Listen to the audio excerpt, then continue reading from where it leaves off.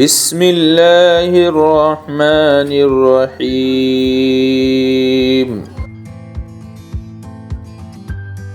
قل هو اللہ احد اللہ الصمد لم یلد ولم یولد ولم یکن له کفوا احد۔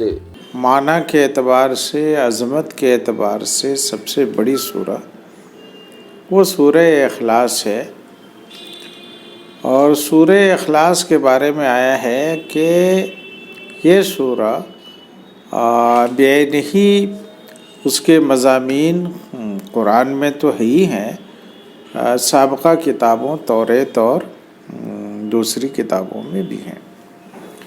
قرآن کریم کی یہ خصوصیت بھی ہے کہ جو سابقہ کتابیں ہیں اللہ کی نازل کردہ، چاہے حضرت ابراہیم کے صحیفے ہوں، حضرت شیس کے ہوں، حضرت آدم کے ہوں وغیرہ، یا تورات، زبور، انجیل اور اخیر میں قرآن کریم ہو، تو ایمان تو ان سب کتابوں کے حق ہونے پر رکھنا ہے کہ یہ ساری کتابیں اللہ کی نازل کردہ ہیں، لیکن امتوں نے اس کی پوری حفاظت کی نہیں، بلکہ قرآن کریم نے یہ کہا کہ بھئی اس میں انہوں نے تحریف کر دی، الفاظ کو بدل دیا، معنی کو بھی بدل دیا۔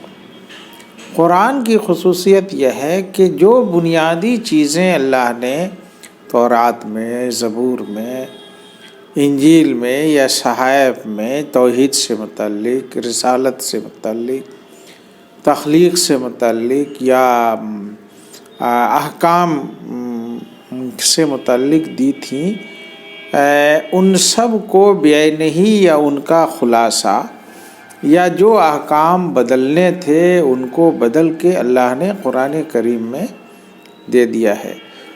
اور چونکہ وہ کتابیں اب اس وقت جو ہے بعین ہی نہیں رہیں، تو ان کتابوں کی اب پڑھنے کی ضرورت نہیں رہی، جو بھی صحیح مضامین ہیں وہ قرآن میں آ گئے ہیں، جو غلطیاں تھیں ماضی میں ان کتابوں میں اس کی بھی تصحیح کر دی گئی ہے۔ اس سورہ میں بھی ان غلطیوں کی تصحیح کی گئی ہے جو غلطیاں لوگوں نے تورات اور انجیل میں بعد کے دنوں میں داخل کر دی ہیں۔ ان غلطیوں میں ایک سب سے بڑی غلطی، حالانکہ حضرت موسیٰ علیہ السلام توحید والے دین پر تھے، اللہ کے وہ کلیم تھے، اللہ نے ان کو تورات عطا فرمائی تھی، لیکن ان کے بعد ان کے نسل میں جو لوگ پیدا ہوئے، یہودیوں نے بعد میں اس توحید کو جو اصلی تھی اس میں شامل کر دیا، جیسے انہوں نے حضرت عزیر جو بڑے نبی تھے علیہ الصلاۃ والسلام، ان کے بارے میں یہ تصور کر لیا کہ وہ اللہ کے بیٹے ہیں۔ وجہ کیا تھی؟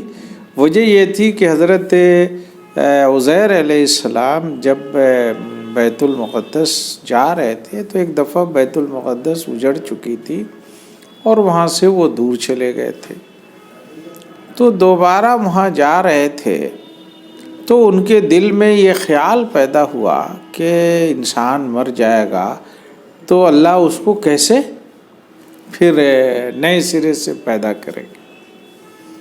تو اللہ نے ان کو ان کے سامان کے ساتھ جو ہے نیند کی حالت میں کر دیا، اور ان کے گدھے کو بھی جس پر وہ سوار تھے یا کچر کو وہ بھی، تو 100 سال تک وہ اسی حالت میں رہے۔ تو یہ ایک بڑا معجزہ تھا۔ جب وہ 100 سال کے بعد اٹھے تو زندگی بدل چکی تھی، لیکن اللہ نے فرمایا کہ عزیر دیکھو تم اپنے کھانے کی طرف، کہ اللہ کے حکم سے نہ اس میں کوئی بدبو پیدا ہوئی ہے اور نہ وہ خراب ہوا ہے، اور اپنے گدھے کی طرف دیکھو اور اپنے کہ تم کو ہم نے کیسے 100 سال کے بعد زندہ کر دیا۔ تو یہ ایک خصوصیت تھی، اور بھی ان کی خصوصیات تھی۔ تو جب یہ یروشلم گئے تو دیکھا کہ بھئی یہاں تو آبادی بدل گئی ہے، جس گھر میں وہ رہتے تھے اب وہاں دوسرے لوگ رہ گئے وغیرہ وغیرہ۔ تو ان کی اس کرامت کی وجہ سے لوگوں میں یہ مشہور ہو گیا کہ یہ اللہ کے نبی تو تھے ہی، اللہ کے بیٹے ہیں۔ تو یہ بہت بڑی خرابی تھی۔ اور اسی طرح انجیل میں حضرت مسیح علیہ السلام، حضرت عیسیٰ علیہ السلام کو اللہ نے نبی بنایا تھا، بغیر باپ کے پیدا کیا تھا۔ تو عیسائی حضرات کی سب سے بڑی غلطی توحید کی یہ ہے کہ حضرت عیسیٰ علیہ السلام کو بھی اللہ کا بیٹا تصور کر لیا، اور عزیر علیہ السلام سے زیادہ جیسے یہودیوں کی غلطیاں تھیں، ان لوگوں نے غلطی کی کہ حضرت عیسیٰ کو خدائی میں بھی شامل کر لیا، کہ جو خدائی صفات ہیں یا خدائی اختیارات ہیں نعوذ باللہ، وہ حضرت عیسیٰ کو بھی ہیں۔ قرآن نے متعدد جگہ اس کی تردید کی ہے۔ یہاں جب قرآن نازل ہو رہا تھا تو مکہ کے مشرکین نے بھی یہ سوال کیا کہ آپ بتائیے کہ اللہ کیسے ہیں، وہ کس کے بیٹے ہیں، یا ان کی اولاد کیا ہے۔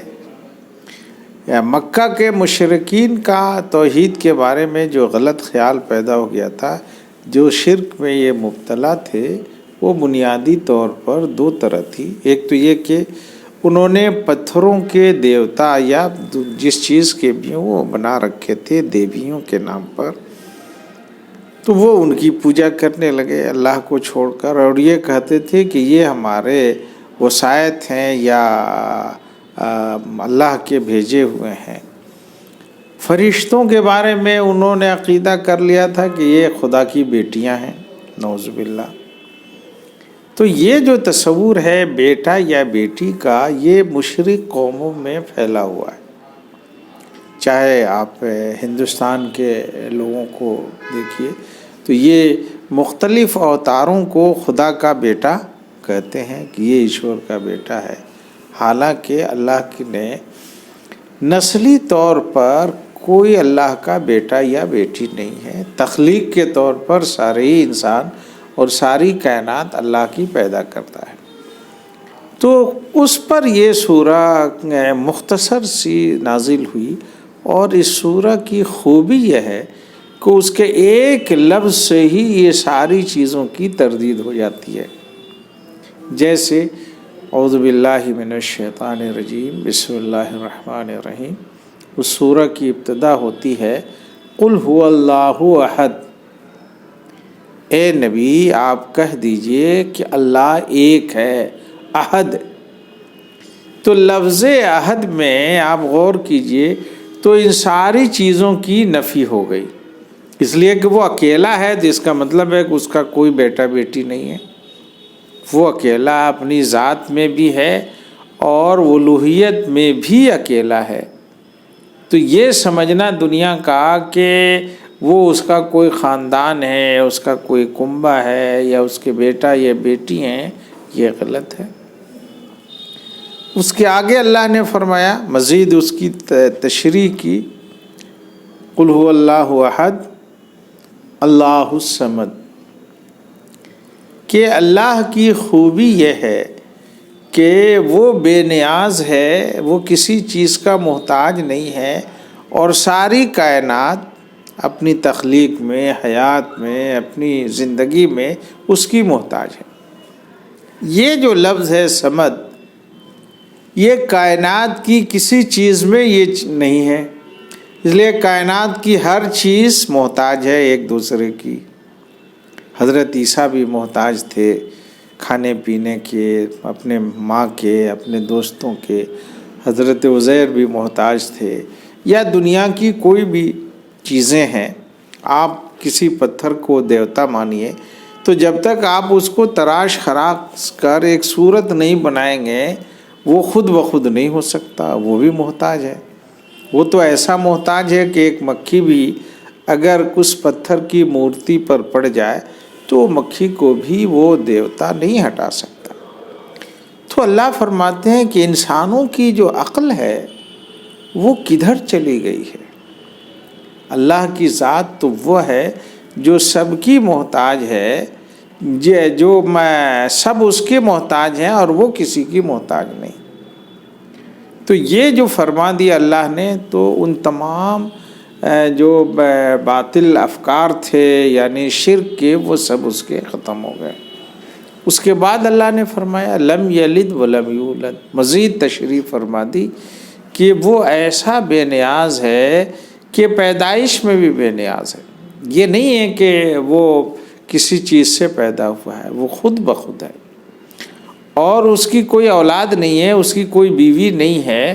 اس لیے جتنے بھی دنیا میں انسانوں نے خدائی صفات کسی کو دے کر اس کی بیوی بنا رکھا ہے، یقیناً وہ انسان ہے، وہ مخلوق ہے، وہ فرشتہ ہو سکتا ہے، لیکن وہ خدا نہیں ہو سکتا، اللہ نہیں ہو سکتا.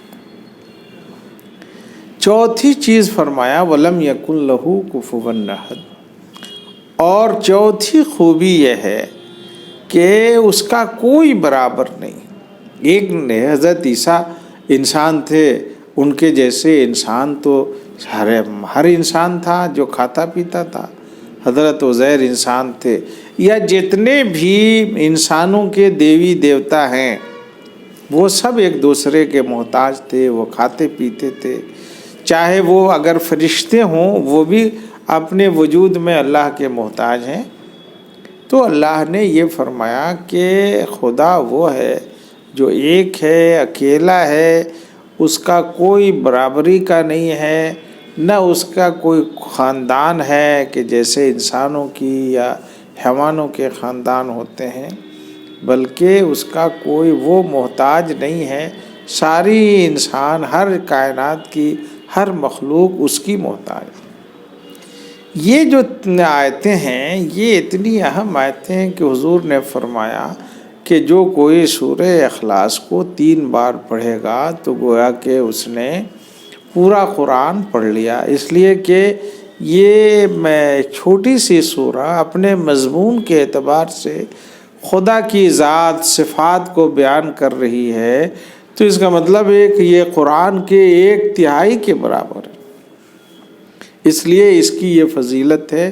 حدیث میں آیا ہے کہ جو کوئی سورہ کو رات کو اور معوذتین کو یعنی قل اعوذ برب الفلق اور قل اعوذ برب الناس کو پڑھے گا وہ رات بھر محفوظ رہے گا، کوئی چیز اس کو نقصان نہیں پہنچائے گی.